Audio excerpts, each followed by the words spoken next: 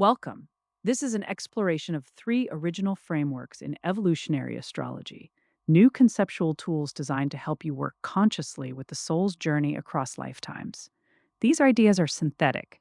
They build on the language of the lunar nodes, elemental cycles, and polarity, but extend them into practical, living methods you can experiment with. Let us begin. Theory 1: Zodiac Resonance Cascades.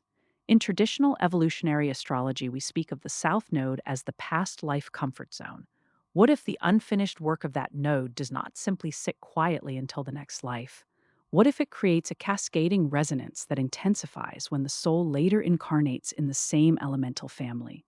Imagine a soul that leaves an Aries South Node lifetime without fully integrating healthy courage and self assertion. In a subsequent Leo incarnation, the same fire energy may appear as exaggerated need for recognition, dramatic self expression, or an almost compulsive drive to be seen. In a Sagittarius life, it might surface as restless seeking, dogmatic preaching, or an inability to stay present. The cascade is not punishment, it is amplification. The element keeps calling until the original lesson is metabolized. How do we work with this? The elemental alchemy ritual offers a practical response. First, identify the cascade by examining your south node sign, its ruler, and any planets that aspect the nodes. Look for repeating elemental themes across the chart. Next, create a small physical altar that holds the opposing element. For a fire cascade, bring in earth, soil, stones, seeds, salt. For an air cascade, use water, a bowl of water, seashells, or a living plant. The opposing element acts as a grounding agent.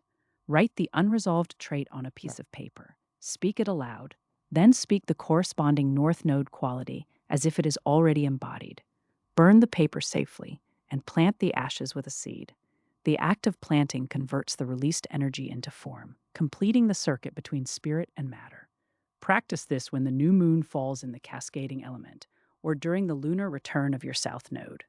Theory 2: Nodal echo fields. The lunar nodes move slowly, spending approximately 18 months in each pair of opposite signs. Everyone born within that window shares the same nodal axis. Evolutionary astrology has long noted generational themes. The nodal echo field theory goes one step further. These people form an energetic field that actively draws them together in the current lifetime so they can mirror and resolve the south node patterns collectively. You may notice that certain friends, partners, or colleagues feel strangely familiar, as if you have known them before. Often they share your south node sign or the same nodal axis. The echo field is the mechanism. You are not merely meeting by chance. You are recognizing the shared residue and the shared evolutionary invitation. The practical solution is intentional echo field alignment. Locate 2 or 3 people who share your south node sign. You can find the date ranges for nodal positions online or in any good ephemeris. Gather with them, either in person or by video, under the new moon that activates your axis. Practice structured mirror work. Each person speaks one south node trait they recognize in the other person, without judgment, simply as observation. Then each person affirms the corresponding north node quality they see as possible for the other. The spoken recognition creates a feedback loop that loosens the old pattern and strengthens the new one. Repeat the practice monthly for 3 to 6 cycles. Many people report that relationships within the echo field become clearer, kinder, and more purposeful after this work.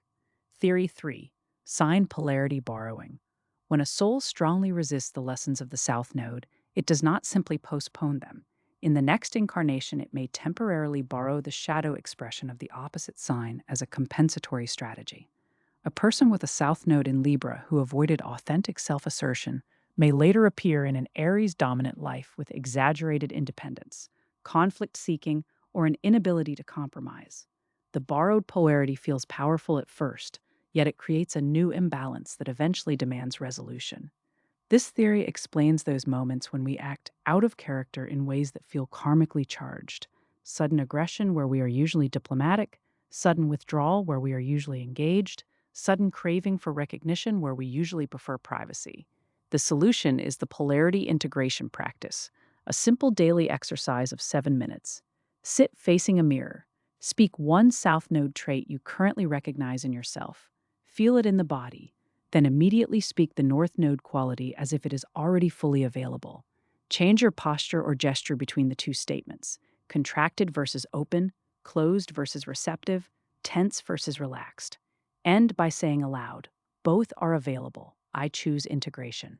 Do this for 40 consecutive days.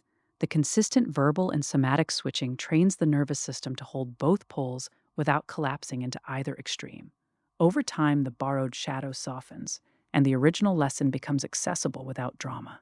These three frameworks, resonance cascades, nodal echo fields, and sign polarity borrowing, are offered as living experiments, not fixed doctrines. They invite you to treat your chart as a dynamic map of consciousness rather than a static set of traits.